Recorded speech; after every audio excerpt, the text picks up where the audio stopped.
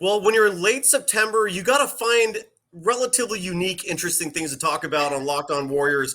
And when Draymond Green made a podcast appearance last week, oh boy, were things interesting. He revealed some fascinating stuff pertaining to his recent injury with his back.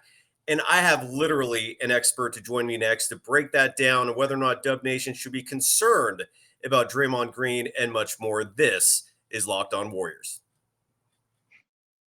You are Locked On Warriors, your daily Golden State Warriors podcast. Part of the Locked On Podcast Network, your team every day.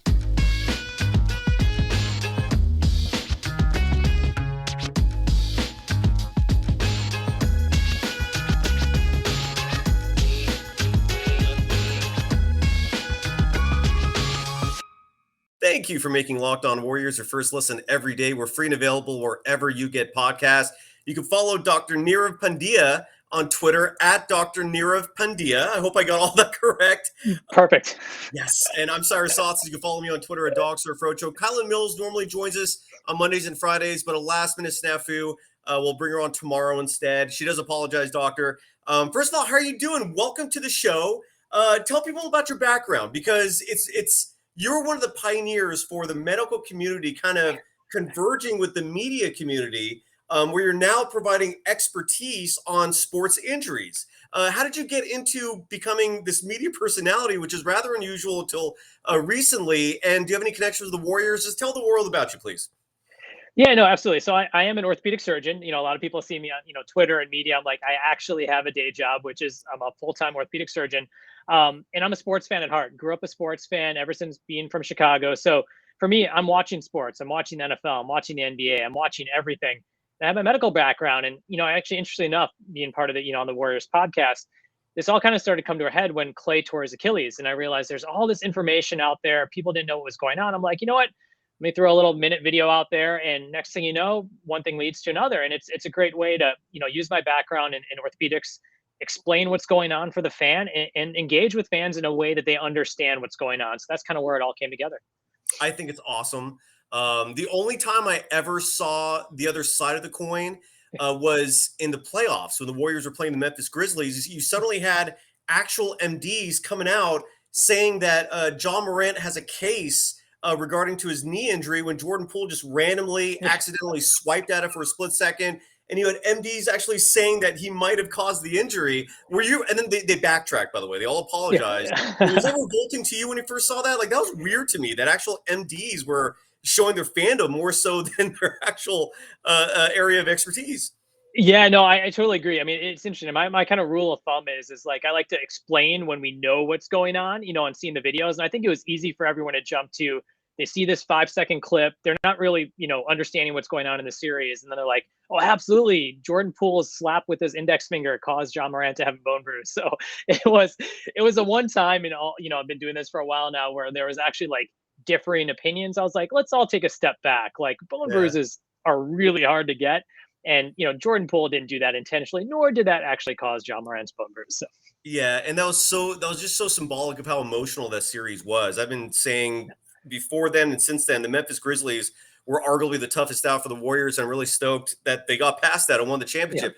Yeah. But I primarily asked you here today because Friday I stumbled across this video of Draymond Green. He was on, I don't know if you call it a YouTube show, a podcast. Right. It's called Checking In. And I'm going to play to the audience this clip. It's about 1.5 minutes in length, where Draymond, right off the bat, like the show starts with him talking about his back injury because he came in wearing this lumbar that the host mistook for, he called it a man purse. Here's the clip. Take a listen, and then we can break this down. You good? Good to see you, man. Yes, sir. You looking good? I've been waiting on my invite, man. I've been seeing everybody coming on. I've been waiting on my invite. So I appreciate you having me on. What is that on your back? Man purse? No, man, it's my lumbar support. It's my L5S1 disc is herniated, so it's bulging out, and it's hitting my sciatica nerve. I wasn't on the bench, or I didn't travel with the team or anything for 2 months, so I couldn't sit down. Like, I'm either standing or laying down. I wear this lumbar support to keep my posture right. Until this injury, I never noticed how bad posture is. For 8 weeks, I didn't do anything but like core strengthening in the weight room. You look slimmer though. I appreciate it. I feel like I got my body in the best shape it's ever been in. Like as far as strength and like core and like muscles that we end up using like big muscle groups because we never train the small muscle groups. And so the big muscle groups, they overwork. And so I feel like what I've done now is like I've trained all those smaller muscle groups in order to have my body operate the way it really supposed to operate. So hopefully it'll keep me healthy longer. I turned 32 2 weeks ago. You try to say that like you was old. 3 weeks ago. I mean, I'm getting old in basketball years, not real life. What about your jumping right now? How does so that doesn't affect you be able to jump or land? Day one, I couldn't lift up on my toes. Damn. Like literally could not do a calf raise. So all my rehab, as much as I was letting this heal, I was also rebuilding strength in my calf. I literally lost all strength in my calf. So I couldn't jump at all. 6 weeks ago, I couldn't run. Man. Like 6 weeks ago, like not even 6 full weeks, like probably 4.5, 5 weeks ago, I couldn't run. Doctor, what was your first reaction to that? Because I had mixed emotions. What were your initial reactions to that video? I mean, I think, it kind of fits with what a lot of us thought he was going through. I mean, everyone thought, oh, it's his back. Like, why is he going to be out for 8-9 weeks? I mean, he perfectly described when an athlete has a herniated disc, what they go through.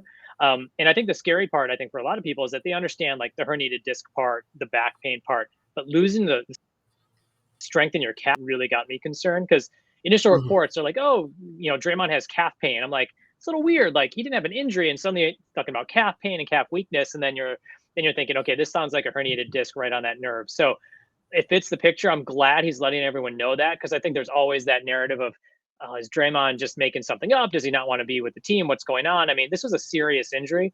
And I'm glad that he's kind of hopefully at the other side of it, but definitely shows you how amazing it is that he came back in such a short time and performed in the playoffs like he did. Absolutely. And I'm going to ask you a lot of questions here, and you obviously add whatever you want on top of what I'm asking because you're the expert here. I'm not. I'm very cognizant of that. First things first, this injury first happened back, I believe, in January. Right. So when he's talking about all these recent experiences where he said he couldn't run 5 weeks ago, was that because like after the NBA finals, was he beginning a rehab process? Like, how do you interpret all that? Yeah, it probably just, a little bit of was like, okay, let's get through this period of time right now. Let's get through the playoffs now, really start training again. So I think there probably was a little bit of downtime where they said, look, potentially like, let's rebuild you, get things back as well too. So I think that's probably what a lot of that was referring to. Obviously not knowing the exact time, when the podcast was, that video was, but I think a lot of this time is, look, you're trying to get through the playoffs, trying to get through to the point at which you're able to perform. And now let's really take that time and rebuild you as opposed to stressing your body through running. So I guess I'm curious, like what kind of rehab is he going through where 1 minute we're watching him in the NBA finals, he's literally a modern day gladiator, he's battling with the best athletes in the world, some of them. And then what is he going through after that where he can't run, he can't jump? Like what kind of rehab is limiting him there if he's not going under any surgical procedures? Yeah, I think what a lot of they're trying to do is, prevent inflammation in that disc area. So you can imagine, this disc is kind of pushing on the nerve and there's a lot of inflammation. So you're like, look, we want to prevent this aggravation from happening again. So you try to avoid things like running and jumping. You're like, look, we're really going to spend time now just working on building up your strength. We're not worrying about conditioning. We're not worrying about all those basketball skills. Let's just break you all down and get that strength back. And then we're going to build you back up. So I think it's more preventing yourself from getting irritation, aggravation in that area and just really concentrating on strengthening, which you can't do in the middle of a basketball season. You can't tell Draymond, hey, let's sit down for 8 weeks. Now it's time for him to kind of rebuild himself back up and hopefully be ready, to go for the training camp. And I have so many more questions for you. I cannot begin it. Thank you for coming on the show today. I've always said the recipe for quality media content is being informative and being entertaining. And at a minimum, we're covering the informative part today. But the beautiful thing is like you're a natural when it comes to media, man. I just got to tell you that I don't consume a lot of other media. So I know you've been doing media appearances for a long time, but this is my first experience with you. Like you're a pro, you're a natural at this. Kudos to that. And again, when we come back, there's a lot more questions. I'm curious about his long-term health.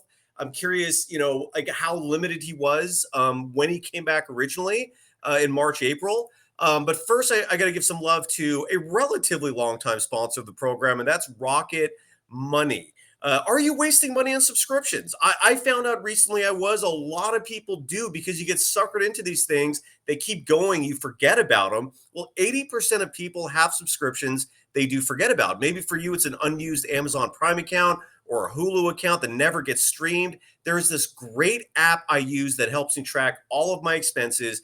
And because of it, I no longer waste money on subscriptions I don't even use. You might have heard of it. I've talked about a Truebill. It's now known as Rocket Money. The app shows all your subscriptions in one place. It cancels what you don't want for you. Rocket Money can even find subscriptions you didn't know you were paying for. You may even find out you've been double charged for a subscription. To cancel the subscription, all you got to do is press cancel, and Rocket Money takes care of the rest. Cancel unnecessary subscriptions with Rocket Money today. Go to rocketmoney.com/lockedon. Seriously, it could save you hundreds per year. I saved over 1,000 using it. That's rocketmoney.com/lockedon.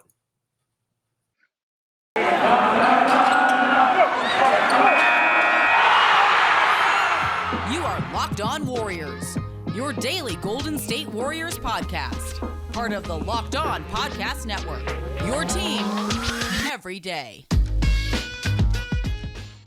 Thank you for making Locked On Warriors your first listen. Now go and make the NBA Top 50 on Locked On NBA your second listen. Which NBA player moves the betting line the most this year? Locked On and the BetOnline odds makers present the NBA Top 50 most valuable players. Find it on Locked On NBA, wherever you get your podcast, and on YouTube. You can also find a medical expert on Twitter, Dr. Nirav Pandya.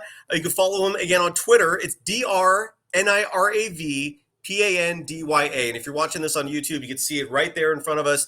And Doctor, again, I can't thank you enough for coming on with me. Just you must be an incredibly busy human being. You certainly have much more pressing matters than talking about Warriors basketball. But here you are. And I always make the argument, even from like a seriousness, from a mental health perspective, sports gives so much to culture and to individuals that studies have shown it's morale boosting. It can also make you incredibly depressed. But anyway, its impact is profound.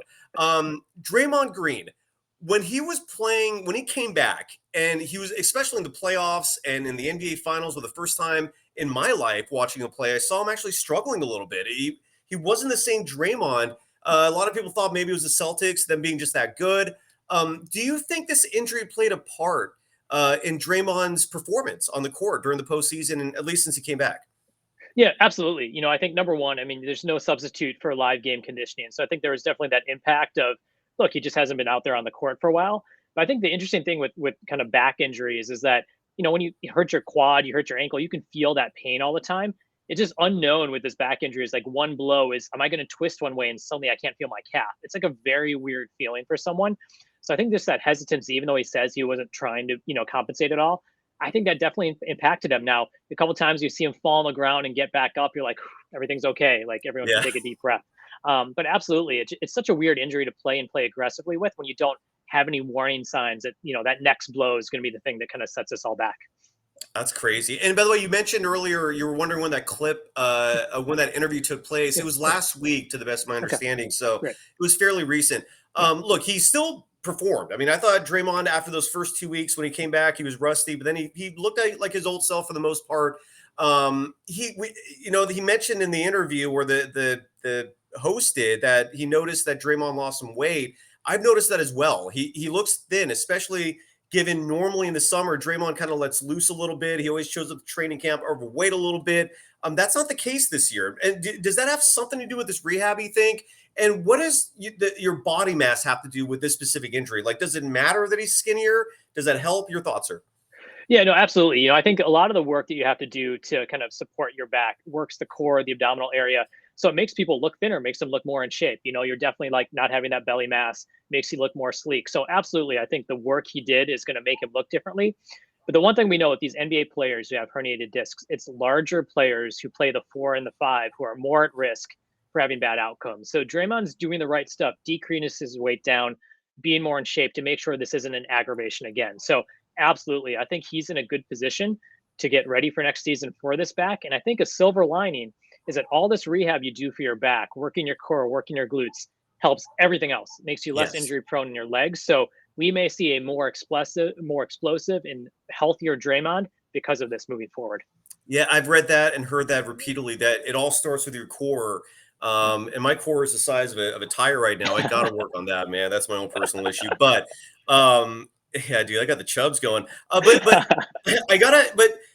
one of my gripes last year was that I really felt like the Warriors, when it comes to roster construction, they didn't really plan for their front court being decimated by injuries. Yet all of a sudden, Draymond's out for 2 months. Bielitsa had some back injuries. It was also the lower back that was bothering him from January through March.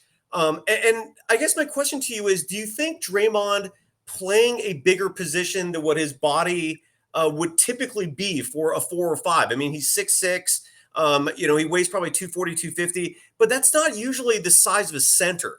And I guess my question to you is, the fact that he's battling much bigger players, do you think that plays a part in his back injury? Or is it like what he said in the interview where he said it had more to do with posture? What do you think the cause of this is?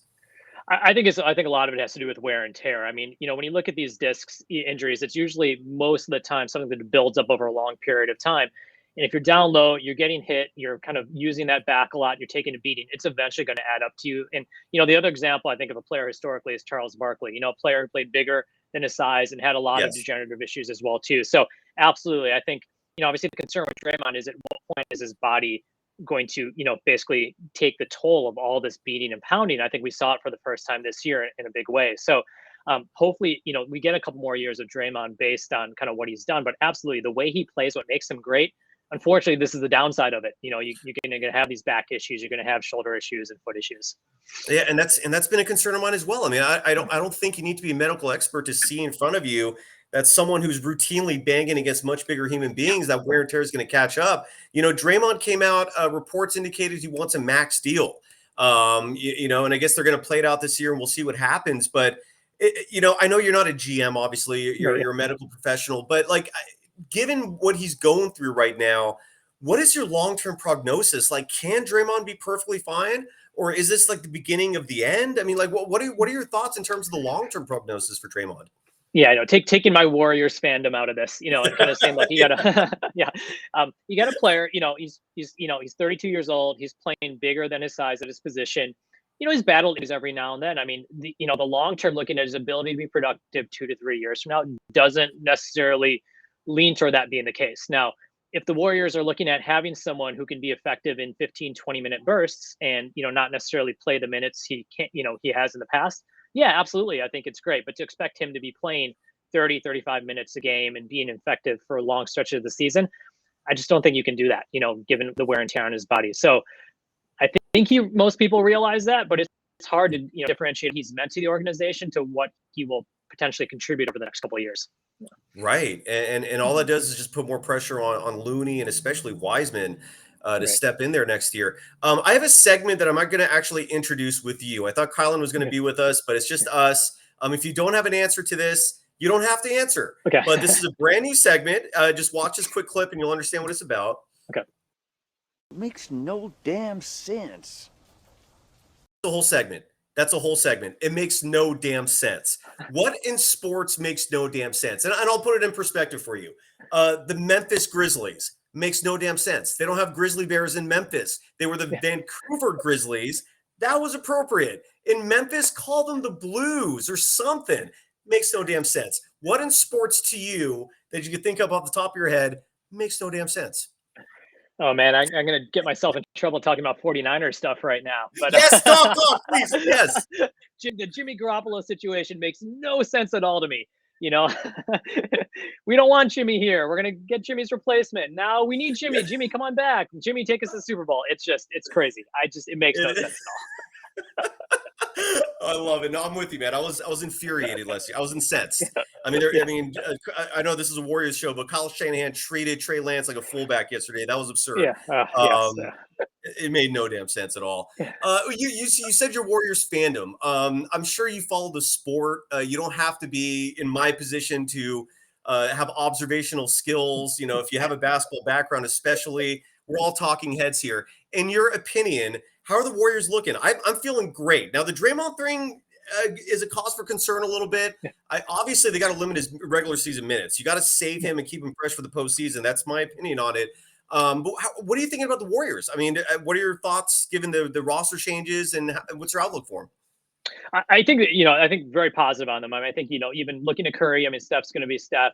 Clay, jumping to the medical stuff for a second. I mean, every data suggests that he's going to be even better his second season. So you got Steph, you've got Clay.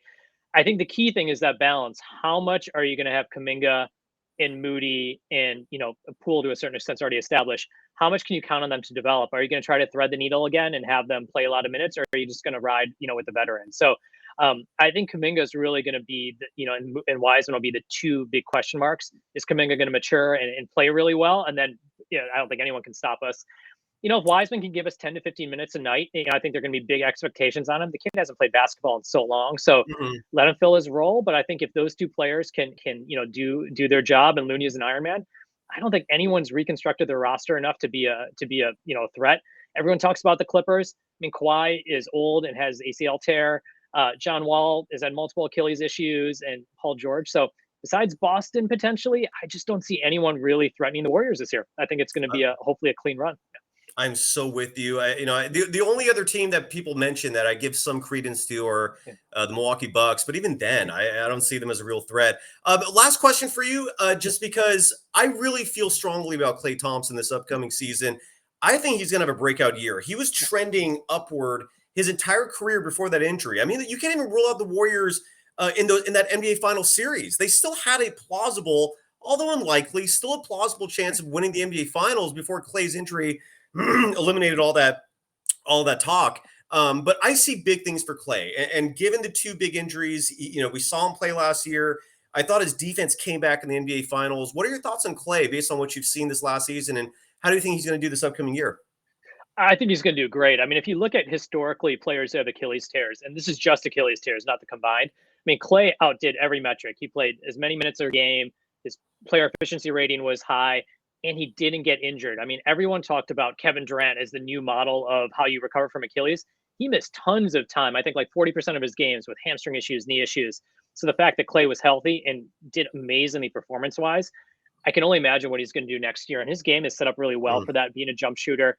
And his defense, I agree, the defense came back. So I think the Klay Thompson we're going to see next year may potentially be one of Klay's best seasons, I think, just given the fact that he's had time off. He doesn't have that natural wear and tear, and he's got a great supporting cast around him again. So I think it's going to be great. Oh, that's music to my ears, sir. It is such a pleasure meeting you. You're a pro at this. I see why you are a verified Twitter user despite being an MD. That's not a normal thing. So bravo. I hope to get you back on. Actually, I don't know. I have mixed feelings because I feel like if I'm going to bring you back on again soon, that means somebody got injured. But on the other hand, this was a pleasant exchange, man. So I hope you come back on again soon under the best of circumstances. I'll leave it at that. Absolutely, yeah. Anything you'd like to promote? I mean, I'm sure you have things going on in your life that you may or may not want to raise awareness for. I don't know. You tell me. Is there anything you'd like to promote before we drop? No, nothing major. I mean, I said, like, look, I'm out there for the fans. People have questions about injuries. Just follow me on Twitter. Try to, hopefully enjoy the sports experience. Like you said, sports have meant so much for me in my life, and injuries can be confusing to the average fan. So hopefully I can, give a little insight into that, and you can enjoy your sport a little bit more. I love it. Am I screwed, by the way? I have a heel splint / plantar fasciitis. I've been dealing with this for like 5 months now. Is this just one of those things that I just have to deal with and eventually hope it goes away? Like, what do people with this thing have to do? You got to stretch the calf out. You got to stretch. Yep. Done. All right, doctor, it was such a pleasure. And again, folks, you can follow Dr. Nirav Pandya on Twitter at Dr. Nirav Pandya. And I strongly recommend following him. Thank you again so much for coming on. You can follow me, folks, on Twitter at DogSurf Roadshow, this program on Twitter at Locked On Dubs. Kyla Mills joins me tomorrow.